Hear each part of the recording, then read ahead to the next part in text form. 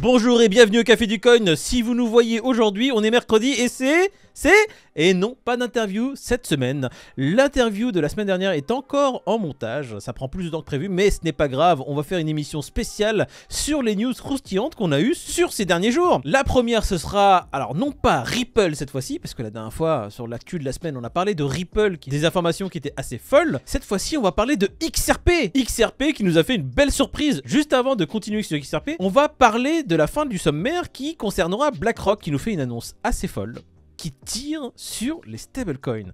Alors Peter, toi qui es avec moi aujourd'hui, BlackRock qui vient de nous frapper là en pleine face en remettant la légitimité des stablecoins en cause, c'est quelque chose qui est assez... Mais qu'est-ce qui se passe BlackRock? Ils ouvrent les yeux aujourd'hui parce qu'ils investissent dans Bitcoin. Oh là là. BlackRock fait une mauvaise nouvelle. Là derrière nous, il n'y a que des bulles rouges. Là le crypto bubble il est pas content. Oh ça retrace un petit peu. D'ailleurs si vous êtes investi là et que vous vivez ce retracement avec nous, ne vous en faites pas, c'est quelque chose de normal. Si vous avez un plan long terme, gardez-le. Voilà, et si ça fait plus de 2 ans que vous êtes là, vous avez l'habitude. Revenons-en à BlackRock. Nos chers amis de BlackRock qui se réveillent aujourd'hui avec leur ETF Bitcoin et qui se rendent compte que le stablecoin est un risque. Alors ça c'est très très drôle, ouais, exactement. C'est là, ils tirent à balles réelles sur Tether et sur Circle. Surtout Tether, j'ai l'impression. Bon, les deux ont été cités, hein, mais j'ai l'impression que c'est plus Tether qui est visé. Je sais pas si c'est vraiment Tether, parce qu'en fait, ce qu'ils disent, c'est que... Alors, on va vous faire un résumé de la news. BlackRock viennent de nous annoncer que les stablecoins sont un risque pour la stabilité du Bitcoin. Et qu'est-ce qu'ils mettent en avant? Les derniers stablecoins qui se sont effondrés, qui ont fait que le prix du Bitcoin a crash. On a souvenir de cette UST de Luna, on a souvenir de d'autres projets qui ont des pegs. C'est un peu sournois, parce qu'ils prennent vraiment les pires, En même temps, c'est normal, hein, c'est réel. Et ils mettent un peu tout le monde dans le même sac. Ils mettent l'USDC, l'USDT, globalement tout est mauvais, parce que regarde, lui là quand il s'est effondré, Bitcoin 16 000. Qu'est-ce qu'on pourrait dire pour essayer de mettre de l'eau dans le vin? BlackRock investit massivement, comme tu as dit tout à l'heure Peter, dans le Bitcoin. Ah bah, ils ont un intérêt effectivement à ce que tout soit honnête, mais moi ce qui m'intéresse si on lit une deuxième lecture, c'est qu'aujourd'hui ils tapent sur les stablecoins parce que c'est un risque. Comme ils le disent clairement dans l'article, hein, Tether peut émettre aujourd'hui des nouveaux USDT sans qu'il y ait plus de contrôle que ça, et ça les inquiète pour la suite et pour les DPEG qu'il peut y avoir aussi via un risque, via Circle ou Tether. Est-ce que c'est pas une amorce de plus pour qu'il y ait une réglementation supplémentaire sur les stablecoins et sur le marché? En tout cas, ça reste de la communication chez BlackRock. Moi, j'aimerais rajouter quelque chose, c'est qu'avant les stablecoins, la paire qui faisait...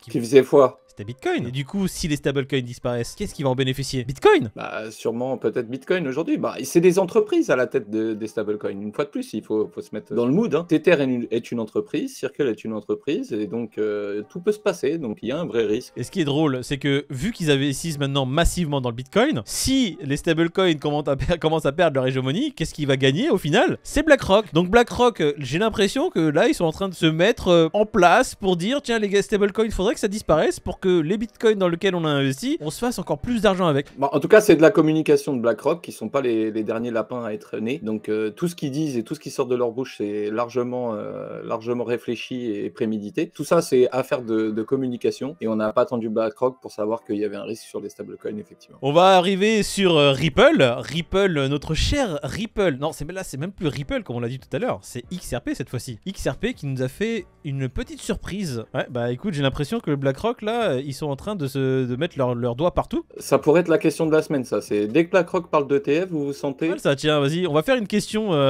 Oui, donc question de la semaine, on va profiter de l'actualité sur BlackRock. J'ai envie de lancer une question sur les ETF. Donc lorsque BlackRock fait une annonce au sujet d'un ETF, vous vous sentez? 3 petits points. Je vous laisse répondre en commentaire, là, ça sera la question de la semaine, je pense que ça va être intéressant. À vos commentaires, les 3 petits points sont à compléter par vous. Les meilleurs commentaires, on leur fera un petit cadeau pendant le live de demain, jeudi, sur Twitch. Rejoignez-nous, hein, on est là tous les jeudis à 21 h sur Twitch. Vous tapez Café du Coin dans Twitch, dans la barre de recherche, vous allez voir notre chaîne. Et on fait gagner des cadeaux tous les jeudis soirs. Voilà, et si vous mettez David en commentaire, peut-être qu'il sera là pendant le live de demain. On veut voir du David. David, malheureusement, qui nous a lâché parce qu'il est pas bien. Il est fragile. Donc la news de BlackRock avec un ETF XRP, là, mais ça veut dire quoi? Mais c'est quoi ces histoires encore là? Ils ont dû démentir. XRP qui prend 12% en l'espace de 20 minutes. J'ai l'impression que la personne qui a lancé la news avait un fort intérêt. Elle s'est dit, je vais mettre un levier x100 sur le XRP. Avant de le mettre en place, je vais lancer une news comme quoi... Allez, un faux papier comme quoi il a file un ETF XRP BlackRock, c'est ça la news. Et le cours qui a fait plus 12%. Ouais, en l'espace de 20 minutes. Donc, comme quoi, tu vois, c'est une annonce de BlackRock, hein, ça fait trembler les genoux assez rapidement. C'est pas une vraie annonce, c'est ça qui est fou, c'est que quelqu'un a forge un document en mettant le nom du premier Jean-Jean de chez BlackRock qui existait. Il a dit tiens vas-y je vais mettre Jean-Michel Larquet chez BlackRock avec l'adresse, on va faire un ETF XRP. Allez c'est parti. BlackRock a démenti d'ailleurs assez rapidement à cette fake news, mais tu vois que dès qu'on associe le nom de BlackRock à une nouvelle, on sait que ça peut influencer le cours de marché quoi. Donc, on rappelle que quand même BlackRock c'est les patrons du monde, hein. C'est eux qui ont les plus gros fonds d'investissement au monde. Ah bah une partie de l'argent en circulation c'est eux qui le tiennent, hein, on va pas se mentir. D'ailleurs j'ai de l'argent dans ma poche, ça va partir à BlackRock. Sûrement. Faites attention, les médias qui relaient les fake news assez rapidement, premier sur l'info, tout ça, bon, on reste quand même un petit peu sur ses gardes et puis on attend que ça se vérifie un petit peu par les principaux intéressés en général. C'est très intéressant ce que tu viens de dire. Premier sur l'info. C'est vrai qu'aujourd'hui, on n'est plus premier sur la véracité de l'info. On doit être les premiers à sortir une info pour ne pas être les derniers. Ah ouais, ça prend les infos anglaises, américaines et puis ça te les balance en français rapidement et inversement dans tous les pays, voilà. On veut être les premiers, absolument les premiers, peu importe si l'info est vraie ou non. Vous êtes fait direct, hein? Oh, c'est pas grave, allez, on a fait une erreur. Et puis ça sera pas la première ni la dernière fois qu'il va y avoir ce genre de fake news pour influencer. Ouais. Non, mais enfin voilà quoi, vu que ça risque de se reproduire encore et encore, au vu de l'information où tout va très vite aujourd'hui, bah voilà, on reste méfiant, on reste sur ses gardes, on vérifie. Une fois de plus, si BlackRock fait une annonce ou qu'il y a une news sur BlackRock, bah on va vérifier sur les entités de BlackRock, voir si c'est réel déjà, ou on attend que BlackRock s'exprime. On va mettre en place cette nouvelle section dont on a parlé tout à l'heure et qu'on a teasé. La nouvelle section s'appelle comment, Peter?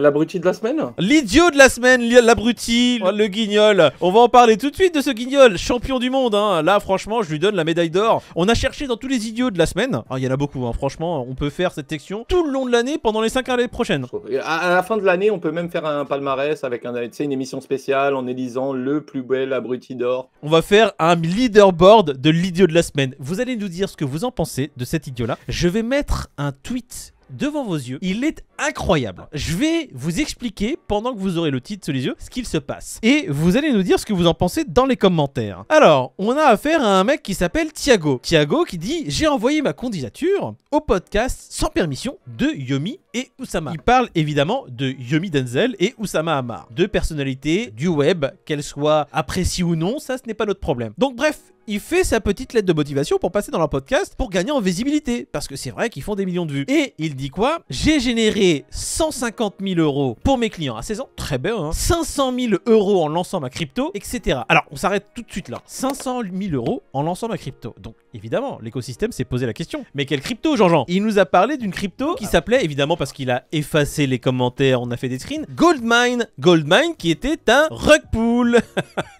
Ils se vantent d'avoir tiré 500K du lancement de cette crypto quoi. Il a scam tout le monde. Et je viens de voir, Peter, incroyable, en live, hein, sur le tweet, il y a une community note qui dit « Cette personne oublie de préciser que sa crypto-monnaie appelée Goldminer sur la Binance Smart Chain est aujourd'hui à 0. Aujourd'hui, le projet est à l'arrêt et a fait perdre de l'argent à beaucoup de gens. » Donc cette personne-là, dans sa lettre de motivation, elle a simplement mis « J'ai scam pour 500 000 $. La communauté crypto, je le mets dans ma petite lettre de motivation et sur Twitter pour que tout le monde sache que c'était moi. » Et lui, il s'est dit ça allait passer crème ça. Et il s'est dit « J'ai scam 500K € à ma commu et je vais le dire à tout le monde et ça passe crème. » Et ça va peut-être que Oussama va m'accepter dans sa team, je sais pas.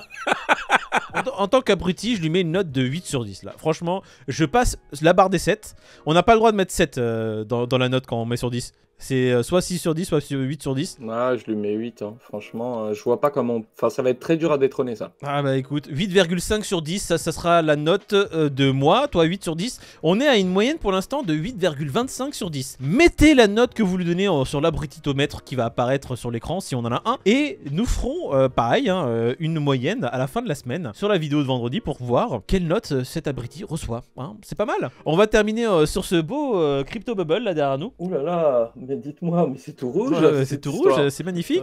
Tu l'as vu là, ma courbe de la semaine va pas être ouf, hein, j'ai l'impression. Bah, tout est en train de se cracher, c'est vrai, mais on a oublié que tout a quand même bien pumpé, hein, entre tu l'as vu la courbe de vendredi. D'ailleurs, on vous invite à laisser encore en commentaire vos coins, ceux que vous pensez qui ont le mieux performé, avec un petit mot d'encouragement pour le coin, histoire qu'on le choisisse, quoi. Puis pendant le live de demain, bah, on se fait un plaisir de vous annoncer ceux qu'on a choisis et de vérifier qui a mieux performé sur la semaine, quoi. Live tweet demain 21h, jeudi 21h, connectez-vous, vous tapez tapez Café du Coin dans la barre de recherche de Twitch. Et puis, on élira le meilleur token que vous nous aurez proposé en commentaire. En fait, vous mettez un commentaire, vous mettez plein de choses, vous pouvez gagner plein de choses chez nous. C'est génial. Hein. Alors, messieurs et mesdames, si vous n'avez pas vu cette vidéo, je vous invite à la regarder. Il paraît qu'elle est excellente. Et alors, celle-ci, si vous ne l'avez pas vue non plus, bah, c'est un combo. C'est-à-dire que là, vous n'allez pas perdre votre temps, je vous le garantis. Si vous aimez le Café du Coin, hein, vous pouvez y aller. Il y a encore à peu près 130 vidéos. Hein, et abonnez-vous. Merci. Soyez gentils un peu. Hein, bon. Bisous à tous.